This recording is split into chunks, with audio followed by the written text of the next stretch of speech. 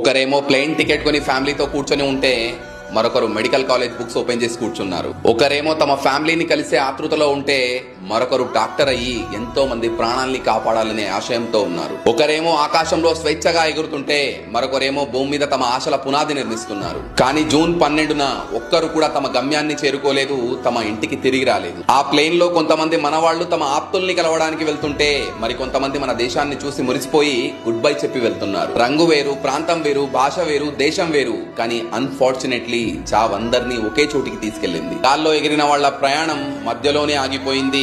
భూమి మీద ఉన్న వాళ్ళ జీవితాలు చూస్తూనే నేలమట్టం అయిపోయాయి. Life is so unpredictable. అందుకే ఏ క్షణం ఏమవుతుందో ఎవ్వరికి తెలీదు. సో ఉన్న ఈ చిన్న జీవితంలో కోపాలు పగలు ఏవి పెట్టుకోకుండా ఉన్నన్ని రోజులు నవ్వుతూ జీవిద్దాం. ఇది మన భారతదేశానికి ఒక చీకటి రోజు. వందలాది మంది ప్రాణాల్ని కోల్పోయిన రోజు. వాళ్ళ ఫ్యామిలీలు పడే బాధ ఎవ్వరు ఎప్పటికీ